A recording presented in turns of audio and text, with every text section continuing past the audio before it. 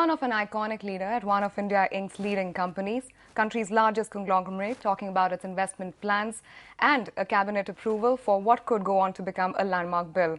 To understand what these developments could mean, we have Mint editor R. Sukumar to speak to us and share his thoughts on the important news stories of the week. Thank you so much, Sukumar, for joining us on EdSpace. Let me begin by asking you, Narayana Murthy's return at the helm of affairs at Infosys. Would you say that bringing back the once successful founder CEO is the solution to Infosys' new age problems such as slowing revenue, declining rate of growth and depleting market share? It's something that is a very surprise move. It's a radical move. It will probably address some of the problems that are facing Infosys, because one of the problems that Infosys faces is image, and Murthy will definitely help when it comes to the image. One of the other problems that Infosys faces is clearly employee morale, for want of a better word. And again, Murthy's presence there, because he's iconic, like you said, and people there look up to him, will change that to some extent. But will it change the business strategy of the company? We'll have to wait and see. Is he going to come up with a revolutionary new strategy? Is he going to press ahead with the so-called Infosys 3 strategy that failed for the company? We don't know the answers to that yet. What we do know is, if you look at Murthy's past record, there were things that he did well. He ensured that revenues were predictable. He ensured that revenues were stable. He was in many ways a god of small things at Infosys. He used to focus on details, extremely good operational person, and all those things will help. But in an environment like this, the world has changed, right? In an environment like this, will he be able to come up with the equivalent of the global delivery model that this company pioneered? And it was one of the pioneers of that model, really, and it worked for it. But now they have to move to a different model, and that's the key challenge. I would have expected the board to actually be more imaginative and get someone else. Here, I think they've gone with the safe option. It's still a radical move, because they've had to, the company itself has had to change so many rules, self-imposed rules. Murthy's had to change things like, not having children work for the company. His son is now part of his office, of setting a retirement age. And when he was asked whether the retirement age would be extended, he said, that's not how things work at Infosys. Also a company very well known and highly respected for its governance, which is exemplary in the industry. Yeah, I don't think there's been any breach of corporate governance, but it's a lot of strange things have happened, because you don't expect this company to forget a rule about retirement, or to ignore a rule about, or bend a rule about retirement age and bring Murthy back. You don't expect a man of Murthy's, stature, and also he's a very different sort of person to really go back on a principle that he laid down, saying none of our family will work for this company. His wife was an extremely good engineer. She was in many ways, one of the founders of the company. She didn't work for the company. She ran the foundation for some time. So it's a lot of strange things, but we'll have to wait and see. But at the end of the day, something needed to give at Infosys. I think the CEO needed to lose his job. Let's be blunt about it. The unfortunate thing is the CEO saved his job, the chairman lost his job. But the markets, at least for that time being, gave it a thumbs up. Yeah, the markets would love Murthy coming back, because there were things, So directionally, there's a move that we are trying to improve things at the company. Yes, that there is. Okay. Let's now talk about Reliance Industries. They announced 1.5 trillion rupees investment in the company, and something they had said that they would do that over the last 5 years. This time, of course, they're looking at a 3-year time frame. They said it's going to go into all the 5 businesses, and also some focus on talks about 4G and then talk about retail. But largely, the specifics were missing from the chairman's speech. What would you think about it? Are you enthused about the announcement? The number is mind-boggling, but then, I think the world has come to expect fairly mind-boggling numbers of this company. They are going to be making huge investments, of that there is no doubt. Many of these investments will be in new areas. Right, shale gas exploration is a new area. It's an early entrant. Which other Indian company thought it made sense to go and invest in blocks in the US? Right, so I think very smart move, and it's a move that's paying off for it already. Retail, you will need a huge amount of money to make a go of your retail business.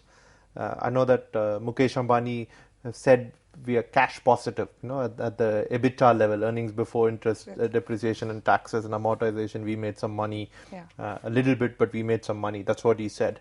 But I'm not so sure that this company will do very well in retail. Retail is a tough business. This company has traditionally not done very well in consumer-facing businesses. But retail is also a business that needs huge investment. It's very process-centric, and those are strengths for this company. So we'll have to see how that goes, but a lot of money will go into that. 4G.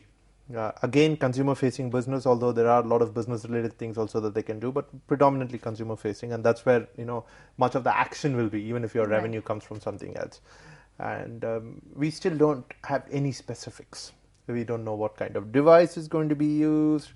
We don't know what kind of services are going to be used. What we do have are little tantalizing bits of information that keep coming out from here and there. And yesterday also in a speech he said it will change the way people learn, it will change the way people work, it will change the way people are entertained and all that. And so obviously there's going to be definitely going to be lots of Bollywood, lots of sport, lots of education, lots of commerce and all these things in this broadband thing. But what the service will be, what it will offer, we are still not very clear on that.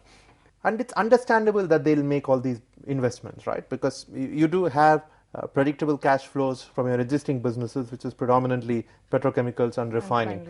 But you do want to diversify into new areas. And one new area is definitely shale gas. Another new area is definitely broadband, because Mukesh Ambani has always been very keen on telecom, right? Reliance Infocom was his baby. He had to give it up to his brother under a family settlement. Would you say 4G release, the thing, it was expected to come up much earlier. Still, they're only looking at... They're taking time over it, which I don't know. I really don't understand what's taking them so much time. But today they've inked a deal of 12,000 crore with his brother, with the tower sharing business. I think the progress has been in fits and bursts. It's been very, very discontinuous progress. They were supposed to launch a year ago, or even earlier than that. They haven't launched. They were supposed to strike deals with various companies. They haven't done anything of that sort. Finally, today there was an announcement that as far as the towers are concerned, they've struck a deal with Reliance Communications. Previously, with Reliance Communications, they did a fiber sharing agreement again, which is more for the back end. So the pieces are falling in place, but I don't think they're falling in place in keeping with any calendar that the public has been given, right? Because we were given a calendar of a launch which was much earlier. But what we can say is that it will be a big launch. They're going to burn a lot of money in it. It will take a lot of time to make money. And if Reliance's previous businesses and previous entry into telecom in 2002, and its entry into retail is any indication, it's going to be a cost play. There will be a lot of services, but it will also be very, very economical, which means it'll be a good deal for customers. Right. I don't know whether it will be a good deal for companies. So shareholders may not be happy, but the customers might. But customers will be happy. But see, at the end of the day, if the company doesn't make money, eventually quality of customer service will start suffering in some way. So you need some kind of balance between this. But we'll again have to wait. But these are interesting businesses, right? Retail is an interesting business in its own right. Shale gas is an extremely interesting business in its own right. Broadband is an extremely interesting business in its own right. And all three are businesses of the future.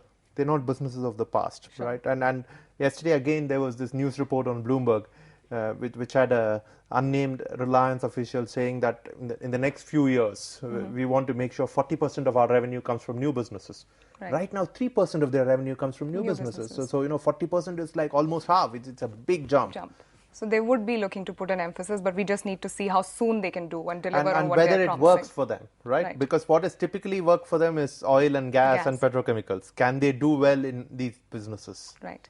Let's now also talk about Cabinet's approval to the real estate regulatory bill. A long pending demand, and of course a much needed one at that. What do you think will be the potential of this bill in terms of transforming the real estate space, especially it is for the residential real estate space? Of course, it promises, the provisions have a lot in terms of disciplining the scrupulous developers, whether it is in terms of plowing back the finances which have been taken for a specific project into the same project, or whether it is punitive measures like fines or penalties, or even sending them to jail for not delivering on time. It has a lot of those provisions in it.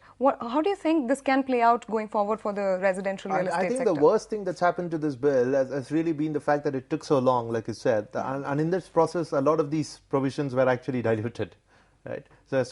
It still is a very customer-focused bill, but I'm not sure it's extremely as customer-focused as it should be, because any of the norms, including the money being taken for a project being used specifically for that project, all of those have been diluted to some extent. So the Indian real estate market is an extremely difficult market, and it's a very complex market. And the unfortunate thing is, it's a market where which is full of unhappiness. I don't think anyone has a good experience in this market. You look at someone who wants to build a residential project, that person has to buy land. Right.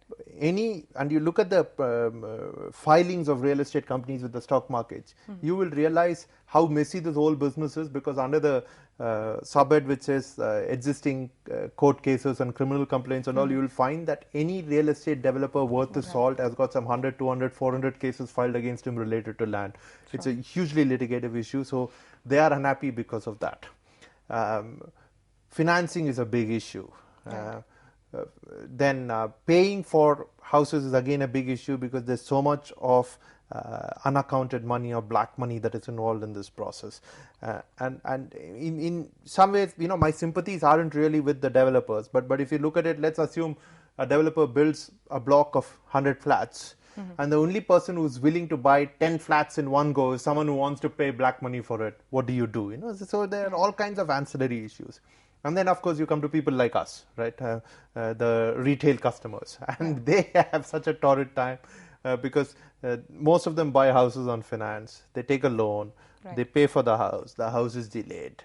And then you keep paying your EMIs and interest on it. And then when you get the house, it's usually not what you expected, right? Things look different. Yeah. You may have been promised a park in the middle of the property. It's not there. Instead, there's a new high-rise which is coming up there. Yeah. And how do you get redressal for all this? The consumer courts, of course, are there.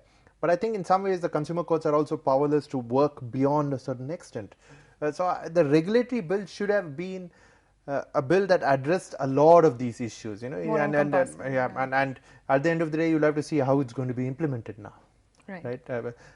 Because is the implementation, as some people fear, going to create an entirely different layer of bureaucracy and corruption? And the minute you create a new layer of management or bureaucracy, you create opportunities for illegal inducements, whatever it is. And it again becomes very, very messy. So it's a move in the right direction. But they could have done more. Intent is there. I just wish they'd done more. And I wish they'd done this a lot sooner. Already there's too much damage that has been done. There's enough damage. All right, Sukumar, we've run out of time on the show today. But thank you so much for joining us. And thank you all for watching.